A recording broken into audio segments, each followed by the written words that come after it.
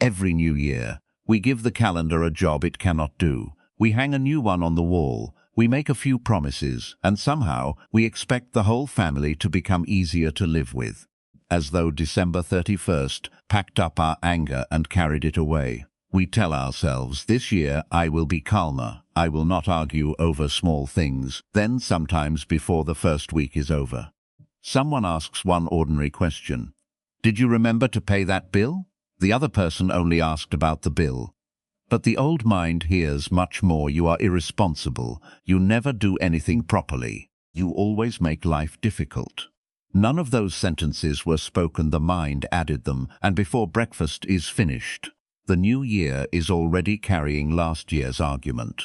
Do we have that sometimes? The date is new, but the way we interpret people is still old. We enter a new beginning carrying the same resentment, the same suspicion, and the same habit of treating every uncomfortable word as an attack. Then we wonder, why does my life keep returning to the same suffering?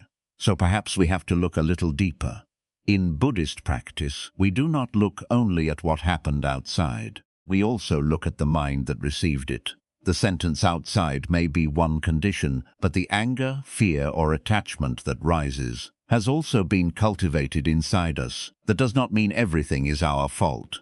Other people can behave unfairly. Real problems still need to be addressed. But wisdom does not stop at blaming the outside condition. Wisdom also asks, what am I adding to this moment?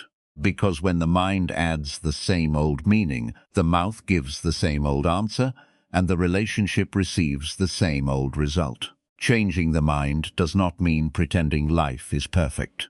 It means seeing clearly before an old interpretation becomes a new conflict. People may still disappoint us. Life will still change, but the same condition does not always have to lead us into the same karma.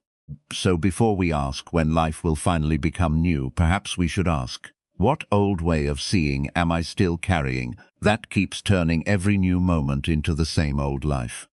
So the first thing we have to understand is simple.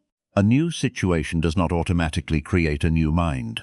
We can change the calendar, change the house, change the job, even change the person standing beside us. But if the old habit is still being carried inside, the same suffering can quietly follow us into the new place. Someone begins a new job and says, this company will be different.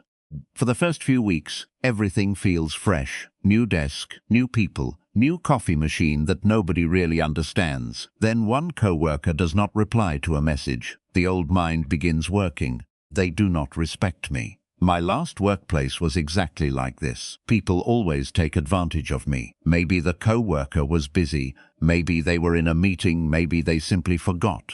But the mind does not wait for evidence. It takes one small condition, connects it to an old wound, and creates a complete story. By lunchtime, the person is already angry. Nothing serious has happened outside. But inside, the old workplace has arrived at the new workplace. The body entered a new room. The mind brought its old furniture, the same suspicion, the same need to defend itself, the same habit of deciding what other people mean before asking them. Then, after several months, the person says, everywhere I go, people are the same perhaps, but wisdom asks, what am I bringing everywhere I go? That question is not meant to blame us. Buddhist practice does not teach, everything is my fault. Sometimes people are unfair. Sometimes the workplace truly is unhealthy. Sometimes we need boundaries, or we need to leave. But before deciding, we should see clearly, is this situation really the same, or did one familiar detail wake up an old pain? The mind can turn one delayed reply into rejection, one tired expression into disrespect, one short message into a complete investigation. Then we suffer from a meaning that may exist only in our own interpretation. Awareness has to arrive while the story is beginning, not after we send the angry message, not after we complain to everyone. At the first moment we notice, my mind is adding something. Then we ask, what do I actually know? What am I only assuming? Perhaps we speak directly, perhaps we wait. Perhaps there is a real problem, or perhaps the other person was simply having a difficult morning. Either way, the past is no longer making the whole decision for us. A new life does not begin because the outside looks different. It begins when an old condition appears and we no longer feed it in the same old way. That is where change becomes real, not on the calendar, but in the moment when the mind is about to repeat itself and awareness arrives first. Now, when we say the mind can change our life, we have to be careful. It does not mean the mind controls everything. If someone becomes ill, we cannot simply think positively and make the illness disappear. If a business fails, we cannot breathe deeply and expect the money to return. The body still changes. Other people still make their own choices. Unexpected things still happen. Buddhist practice does not deny reality. It teaches us to see what is happening, without adding more suffering than the moment already contains. Suppose someone receives difficult news from a doctor. The news is real, the fear is also real, but before the person reaches the parking lot, the mind has already moved far ahead. What if everything becomes worse? What if nobody helps me? What if my life is finished? The doctor explained what is happening today, but the mind has already lived through 10 disasters, none of which has happened yet.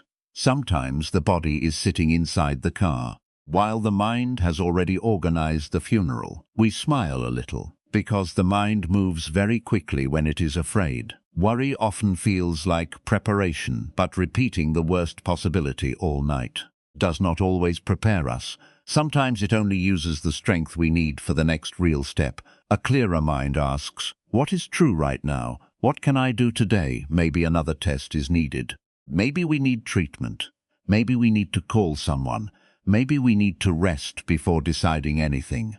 The difficult condition has not disappeared, but the mind is no longer multiplying it every minute. There is the pain life brings, and there is what the mind continues adding around that pain. We may not be able to remove the first one immediately, but we can become more careful with the second. Fear may still arise, sadness may arise, anger may arise. Practice begins when we recognize what is present. Instead of allowing one emotion to speak as though it knows the whole future, we can say, fear is here. That is different from saying, everything is hopeless. One is awareness, the other is a conclusion, and sometimes we make a permanent conclusion from a feeling that changes after we eat, rest, or speak with someone. Have you noticed that? In the morning, the mind says, I cannot handle this. By evening, the situation may still be difficult, but now the mind says, maybe I can take the next step. The outside condition has not changed yet, but the conditions inside have changed. A little rest arrived, a little understanding arrived. Maybe another person sat beside us and listened. That can be enough to make the next step visible. Mindfulness does not give us control over the entire world. It gives us more freedom inside the moment we are actually living. A little space between what happened and what we add to it. In that space we may ask for help. Instead of hiding, we may take one useful action, instead of spending the whole day fighting an imagined future. So changing the mind is not magical thinking. Painful things will still happen, but when the mind becomes steadier, we stop asking one difficult moment to explain our entire life. We meet this day as this day, we handle this problem as this problem. That is already a kind of freedom. Not freedom from every condition, but freedom from turning every difficult condition into the same old suffering. And once we understand that, the mind may create another problem. It says, there is too much to change. Anger is there, fear is there, old resentment is there, attachment is there. We look at all of it and think I do not even know where to begin. So we do what people often do when a room is too messy. We close the door and pretend the room is not there. But the mind does not stay behind a closed door. It follows us to work. It sits at the dinner table, and sometimes it begins a meeting at 2 a.m. So do not try to clean the whole mind in one day. Clean one corner. Choose one habit that repeatedly creates suffering. Maybe it is checking the phone every few minutes. To see whether someone has replied, you send a message. 5 minutes pass. No answer. The mind begins. Why are they ignoring me? Did I say something wrong? Maybe they are angry. Then you open the conversation again, as though the reply may be hiding somewhere behind the screen. You put the phone down. 30 seconds later, you pick it up again. Nothing has changed outside, but inside. Anxiety has already created a complete story. This is one corner of the mind. We do not need to solve every fear in our life right now. We only need to see this habit clearly. A message was sent. No reply has arrived yet. That is what we know. Everything else may be the mind trying to escape uncertainty. And the mind does not like uncertainty. Sometimes it would rather invent a painful answer than remain with no answer. Then it suffers from what it invented. We become the writer, the director, and the victim of the same story. Practice begins when we catch the mind while it is writing. We say, I do not know why they have not replied. Just that not. They do not care about me. Not. This always happens only. I do not know yet. That small sentence protects us from turning uncertainty into resentment. Then perhaps we put the phone down, wash one cup, finish one task. Step outside for a moment, not to escape the feeling, but to stop feeding it. Whatever we repeatedly feed becomes stronger if we feed suspicion. Suspicion becomes quick if we feed comparison. Comparison becomes quick if we feed awareness. Awareness also becomes quicker. At first we may notice the habit after 1 hour later, after 10 minutes. Then one day the hand reaches for the phone, and awareness is already there. The old story is beginning. That moment is practice. The anxiety may still be present, but now there is a little space around it. And in that space, we are not forced to obey. Sometimes we become angry with ourselves when an old habit returns. I have practiced for so long. Why am I still like this? But anger toward the habit can become another habit. We do not need to hate the mind into becoming peaceful. We need to understand it. Perhaps this mind learned somewhere that silence meant rejection. Perhaps waiting once meant bad news. So when the same condition appears, the mind reacts quickly. Understanding does not mean following the habit blindly. It means guiding the mind without cruelty, like taking the hand of a frightened child and saying, "We do not know yet. Let us wait before deciding." That is how one corner becomes cleaner, not because difficult thoughts never appear, but because one thought no longer fills the entire room. And when one corner becomes clearer, we begin to trust that another corner can also be cleaned. One reaction, one assumption, one repeated story, little by little, awareness begins arriving before suffering takes over. And what we repeat in the mind does not remain only inside us. Sooner or later, it enters the room through the face, the voice, and the way we respond to small things. A person may say, "I did not say anything that may be true, but the door was closed hard enough to say quite a lot. The spoon was placed on the table with a little extra teaching, and when somebody asked, 'Are you all right?' the answer came back, 'I am fine,' very calm words, but the whole house understood. Nobody should ask again." We smile, because the mind has many ways to speak without using a complete sentence. Suppose someone has a difficult day at work. A manager criticizes them. Traffic is slow. Their phone battery is almost gone. By the time they reach home, the mind has been replaying the same irritation for an hour. Then a child comes to the door and asks, "Can you help me find my notebook?" The question is small, but the answer is not responding only to the notebook. It is responding to the manager, the traffic, the unfinished work, and everything the mind carried through the front door. "Why do you always lose everything?" Now the child is standing there confused. The child does not know what happened at work. They only know that asking for help feels dangerous today. This is how suffering spreads through a family, not always through one dramatic event, often through small reactions repeated, often enough, that everyone begins adjusting around them. One person becomes easily irritated, another person becomes careful. They watch the face before speaking. They listen to the sound of footsteps. They learn which questions are safe and which questions should wait. After some time, the whole family may organize itself around one person's unexamined mind, and the person may not even notice. They say, "Why is everyone so quiet around me?" But the silence did not appear by accident. Conditions were created. This is why practice cannot remain only on the meditation cushion. It has to reach the moment we open the door. It has to reach the tone we use when we are tired. Sometimes we are very patient with strangers and very careless with the people at home. At the shop we say, Thank you so much. At home, someone brings us water, and we inspect the glass as though it has failed an examination. Why? Because we believe family will understand. And they may understand. But understanding does not mean they do not feel the wound. Children especially learn more from the atmosphere than from the advice we may tell them. Do not shout when you are angry. Then the internet stops working, and we begin shouting at the router. The child is watching, not because the router lesson is important, but because they are learning what people do. When something does not obey them, this is how habit travels.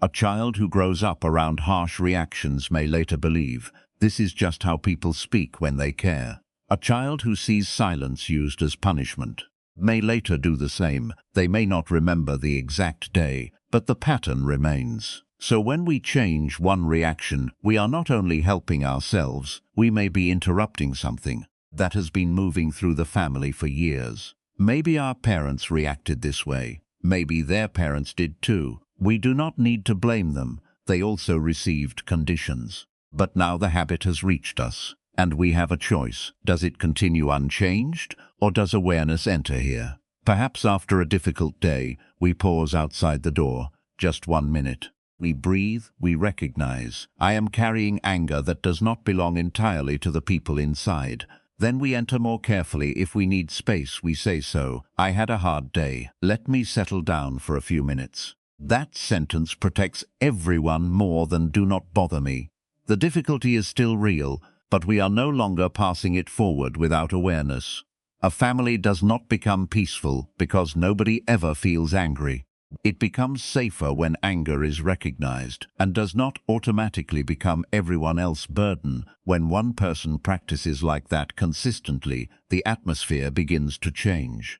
People speak more openly. Children stop guessing. Small mistakes remain small, and home becomes a place where suffering can be understood, instead of simply transferred from one person to another.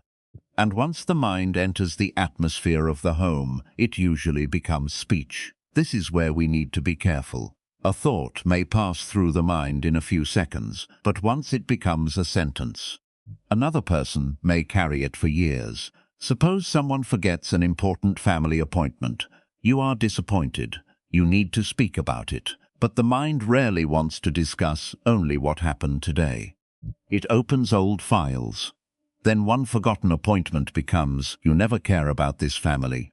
Never. Not when they stayed awake with a sick child. Not when they drove across town to help. Not when they worked late to pay a bill. Anger likes large words, always. Never. Everything. Nothing. They make the sentence feel powerful. But powerful does not always mean true. And when speech becomes inaccurate, the real problem becomes harder to solve. Now the other person is no longer thinking about the appointment. They are defending their entire character.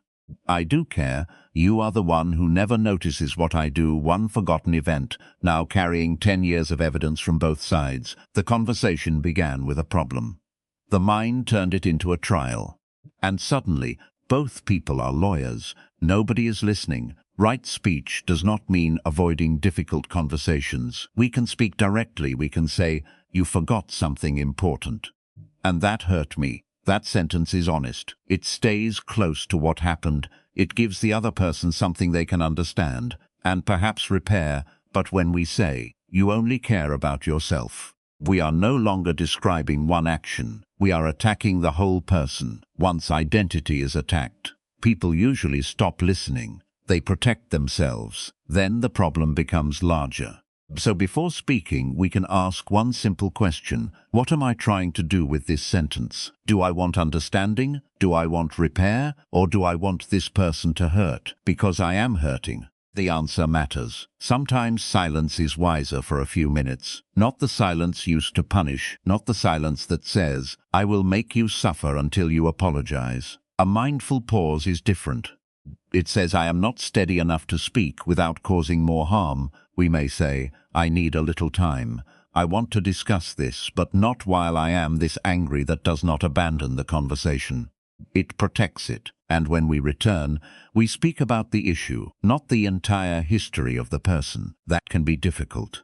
During an argument, the mind suddenly remembers a sentence from 8 years ago. You may not remember where you left your keys, but the mind remembers what someone said in 2018. Very strong memory, not always useful. Practice means we do not use every remembered wound as a weapon. We stay close to what needs attention now, and we listen, not only waiting for our turn to answer. Listening means allowing the possibility that the other person's experience is also real. Perhaps they forgot. Perhaps they were overwhelmed. Perhaps there is something we did not see. Understanding their condition does not erase responsibility. It prevents us from turning one mistake into a complete judgment of a human being. Words create conditions. A harsh sentence can make someone afraid to be honest next time. A respectful sentence can make repair possible. So when anger prepares a large sentence, perhaps we can make it smaller, more accurate, more honest, not weaker, just clean enough that the truth can be heard, without carrying unnecessary injury. And when speech becomes more accurate, we begin to notice something else. The mind is often very quick to see what is wrong, and very slow to see what was done with care. Imagine coming home late. Someone has already prepared dinner. They covered the plate, left it beside the stove, and placed a small note on top. Heat this for 3 minutes. You warm the food. Take one bite. And say, the rice is dry, maybe it is, but look at what the mind just did. Someone remembered that we would come home late. They cooked, saved a portion, covered it, left instructions. So we would not have to search for food while tired. All of that care was present, but one dry spoonful arrived first in the mind. Do we do that sometimes? We notice the result, but overlook the effort that carried the result to us.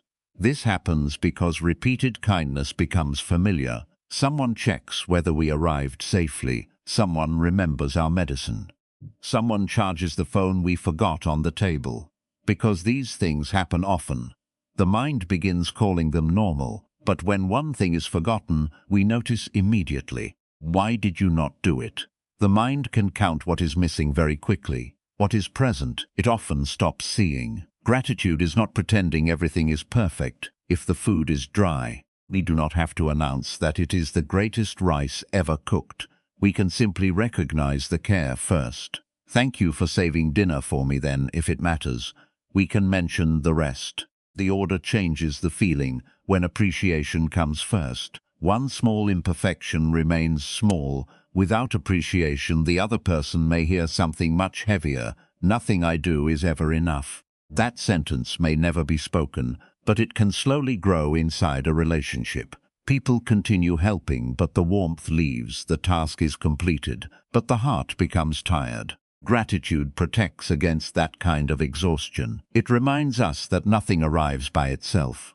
That plate of food came through someone else's time. That clean shirt came through someone else's hands. That short message, "Did you get home?" came from a mind that remembered us. Not everyone expresses love in the same way. Some people speak warmly. Others show love by fixing a broken chair, bringing fruit, or checking the doors before everyone sleeps. Very little poetry, a great deal of care. If we demand that love appear in only one form, we may believe nobody cares about us, while care is standing beside us, holding an umbrella.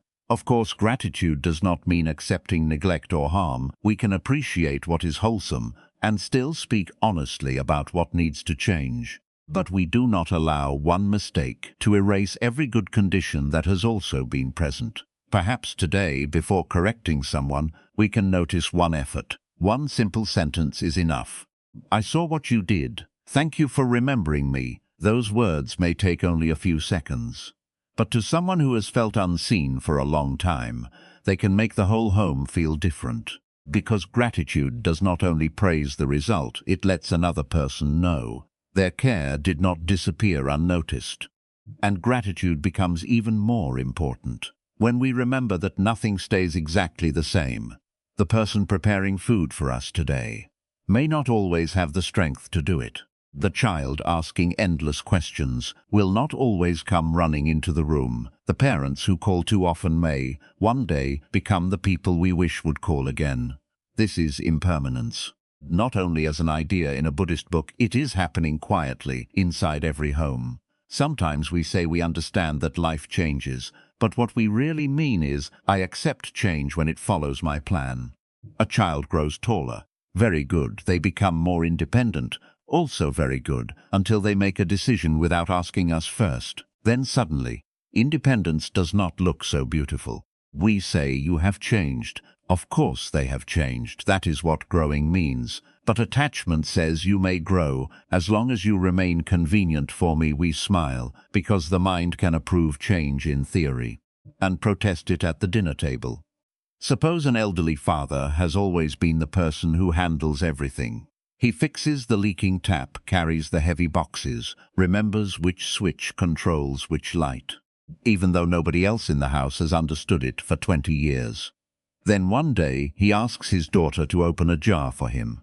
It is a very small moment, but she notices his hand shaking. Something inside her becomes afraid. Instead of feeling that fear, she becomes impatient. Why are you struggling with this? The words come out sharper than she intended.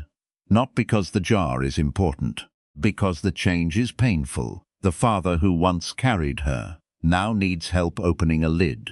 Impermanence has entered the kitchen, and the mind does not know what to do with it. Sometimes anger is grief wearing a louder voice.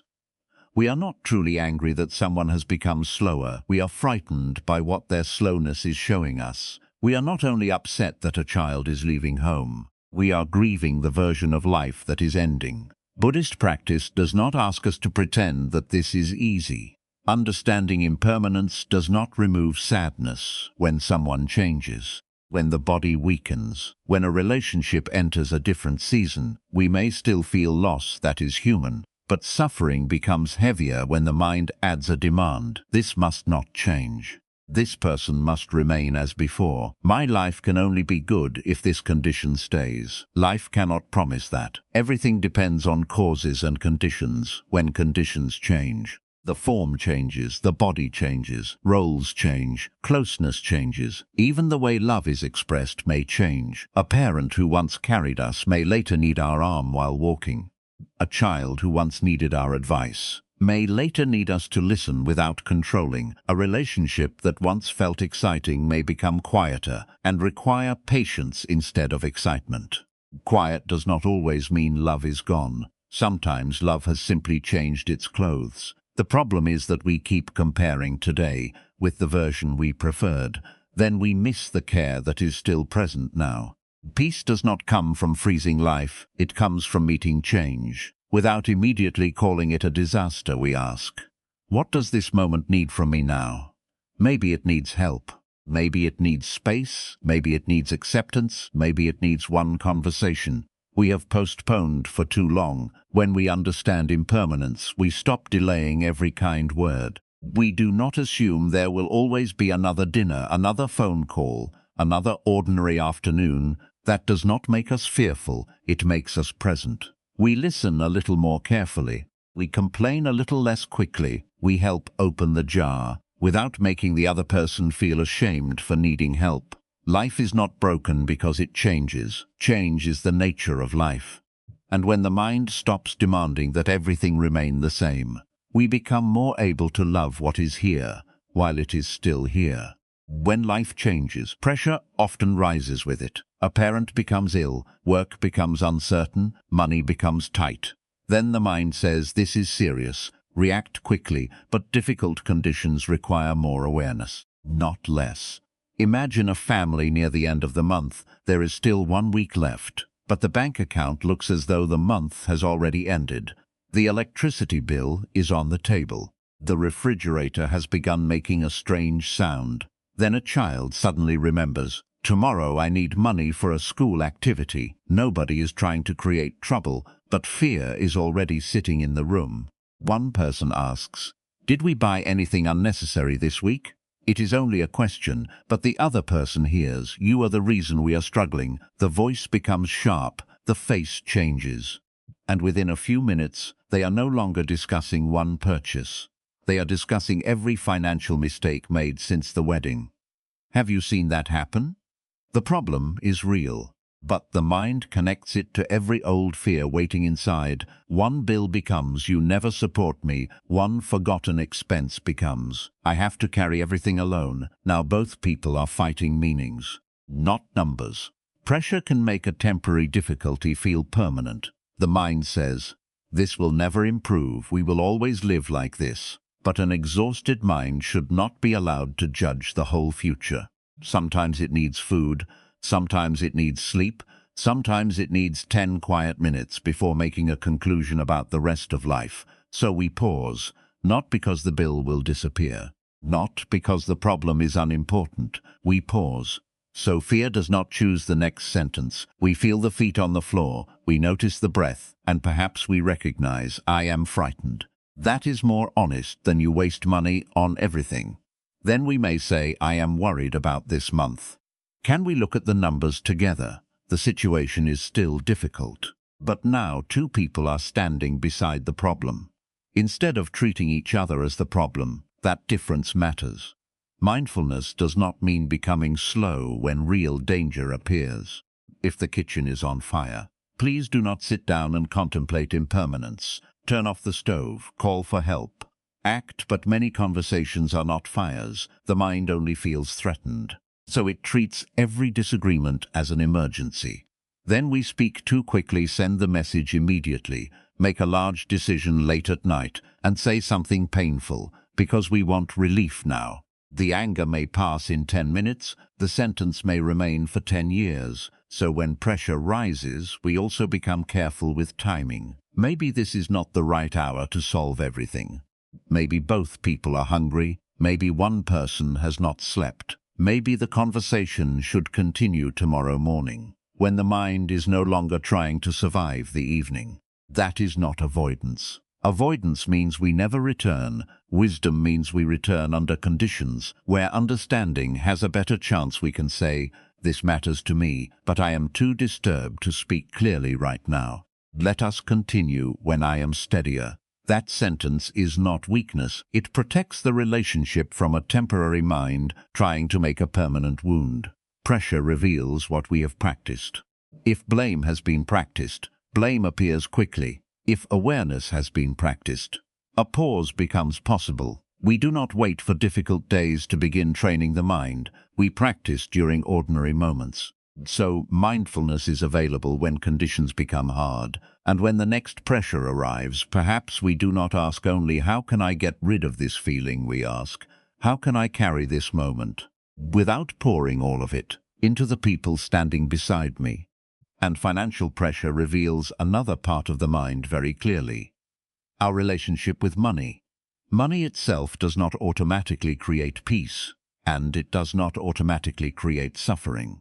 A great deal depends on the mind that earns it, spends it, and holds it. 2 people may have almost the same income, but live with very different levels of peace. One person uses money carefully. They know what the family needs. They save when they can. They enjoy something occasionally, without needing every purchase to prove their value.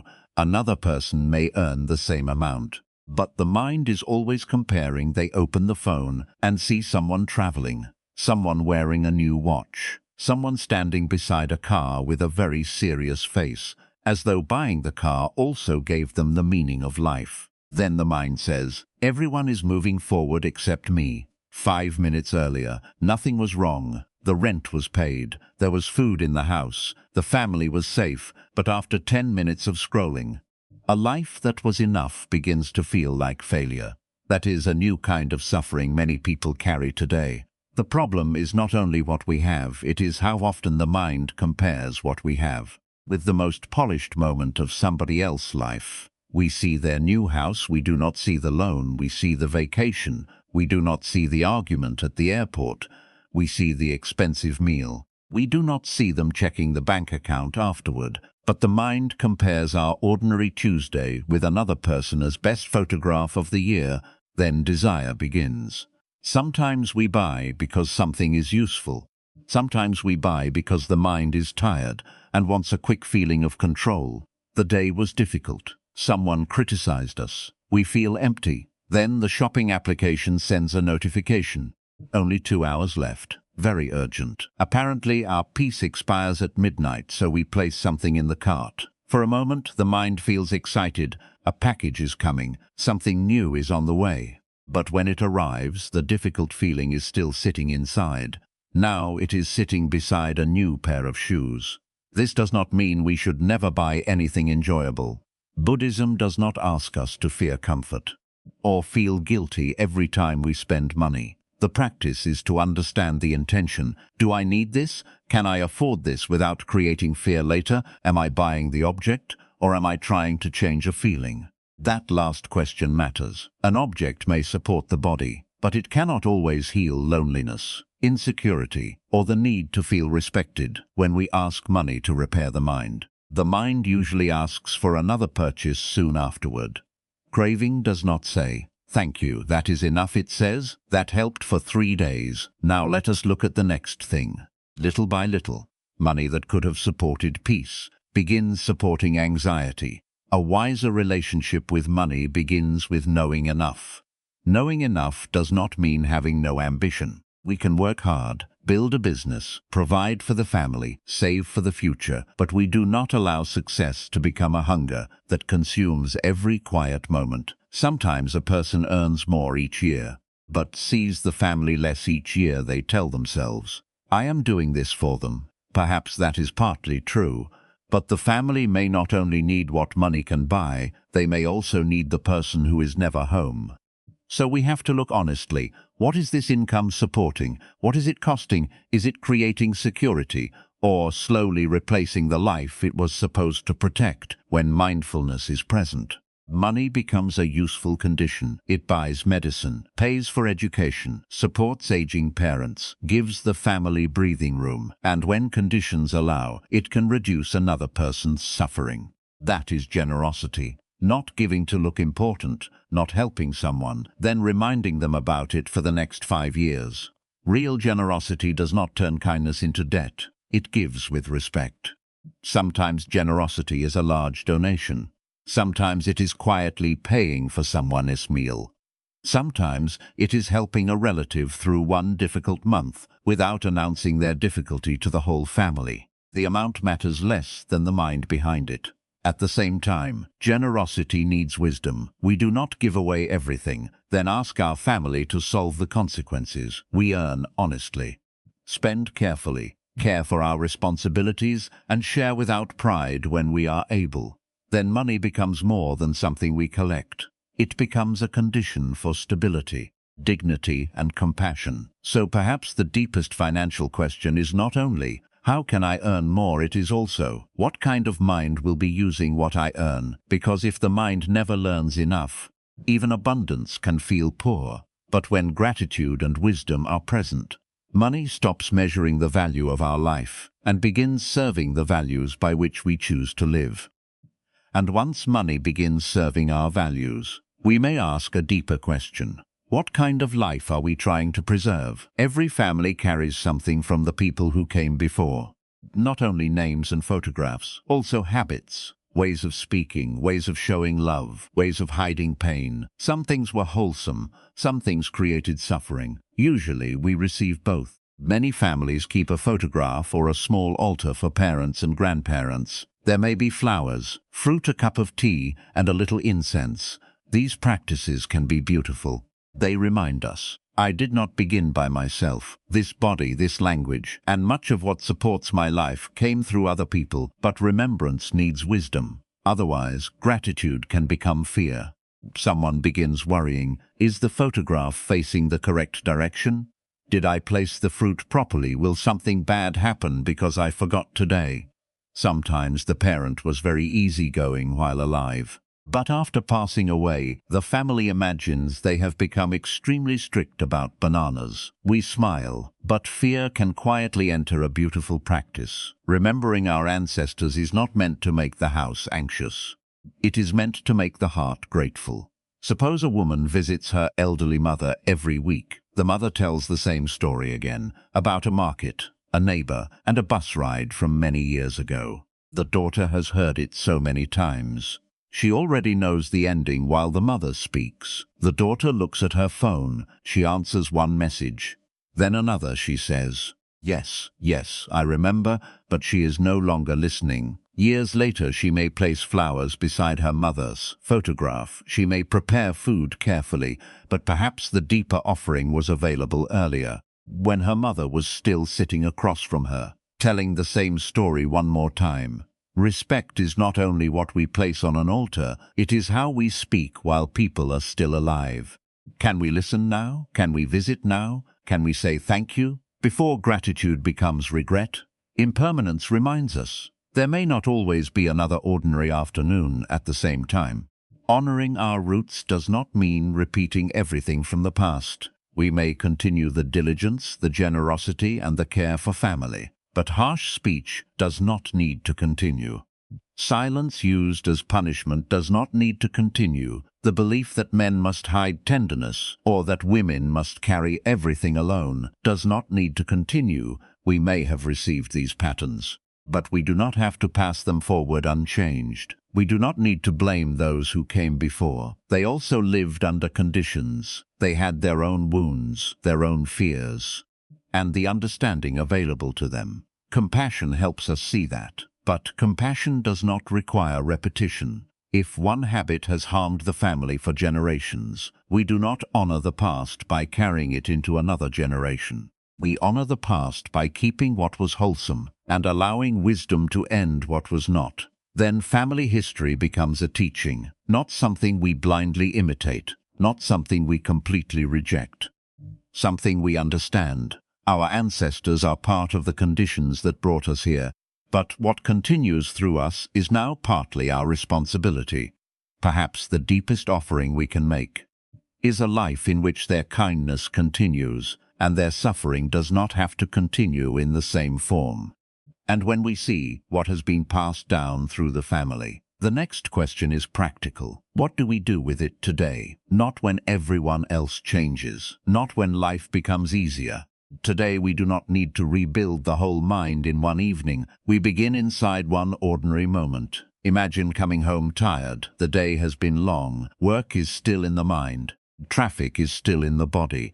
Then someone asks, "Did you remember to buy what we needed?" The old answer is ready. "I have been working all day. Why do you keep asking me for things?" The first practice is pause before giving the familiar answer. One breath may be enough. The pause does not mean anger has disappeared. It means anger has not yet been given complete control. That small space allows the present moment to be seen before the past speaks through us.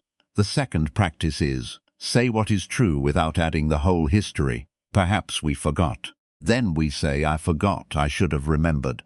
Perhaps there was no time. Then we say, "I could not get there today. Let us find another solution." No attack. No, nobody appreciates what I do. Maybe that feeling needs attention later. But this question does not need to carry every old wound in the house. An accurate sentence is usually shorter than an angry one. The third practice is notice one act of care already present. Maybe dinner was kept warm. Maybe someone moved our shoes away from the rain. Maybe a glass of water is waiting on the table. The tired mind may see only the question it did not like. So we look again. We say, "Thank you for saving dinner for me." The forgotten item is still forgotten, but now the whole moment has been seen, not only what is missing. The fourth practice is release the demand that the other person must change immediately because we practiced. Perhaps we speak calmly, and they are still irritated. That can happen. They may also be carrying a difficult day. Mindfulness is not a bargain. We do not say, "I paused. Now you must become peaceful." We practice because we do not want to keep creating the same conditions. The result may take time. A habit repeated for years will not disappear after one careful conversation. But something has changed. The old reaction appeared and was not followed completely. A harmful sentence was available, but a cleaner one was chosen. One act of care was noticed. One demand for control was released. That is practice. And if awareness arrives too late, we can still return. We can say, "I spoke from exhaustion." Let me say that again. A sincere apology does not erase the truth. It removes the unnecessary harm wrapped around the truth. At first, awareness may arrive after the reaction. Later, it arrives while we are reacting. Then one day, it appears before the old sentence leaves the mouth. That is how the mind changes quietly, inside the same ordinary moments, where suffering used to repeat itself. So begin with 4 things. Pause. Speak accurately. Notice the care already present, and do not demand that everyone change at the same speed as you. Small practices, but repeated with sincerity, they begin creating a very different life. So now we return to where we began. The calendar may change overnight, but the mind does not become new, simply because the date is new. The same anger may still rise, the same fear may still speak, the same old sentence may still come to the mouth, but now, something else can also appear. Awareness. Someone asks a question. The old mind hears an attack. The familiar answer is ready. But before the words come out, we notice what is happening. We pause, we look again. Maybe the question was only a question. Maybe the person in front of us is also tired. Maybe this moment does not need to carry every wound from the past. Then we speak differently, not perfectly, just more clearly with less harm. That small moment may not look important. Nobody will applaud. The whole family may not suddenly become peaceful. But karma is already being created there, in the sentence we choose, in the anger we do not pass forward, in the care we finally notice, in the demand we are willing to release. This is how life begins to change.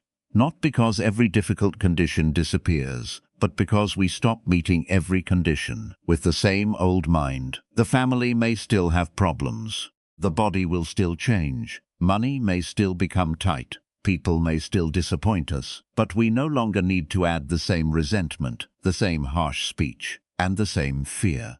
To everything that arrives, we begin where we are, with the mind we have today, with the person standing in front of us, with the next ordinary moment. Perhaps that is the real new beginning. Not a different calendar, not a different house, not a promise made when everything feels easy. A new beginning appears when the old habit returns, and we no longer give it the same conditions to continue. So when the next difficult moment comes, do not ask only, when will my life finally change? Ask, what am I about to create here? Because the word we choose, the reaction we interrupt, and the mind we cultivate are already shaping the life that comes next.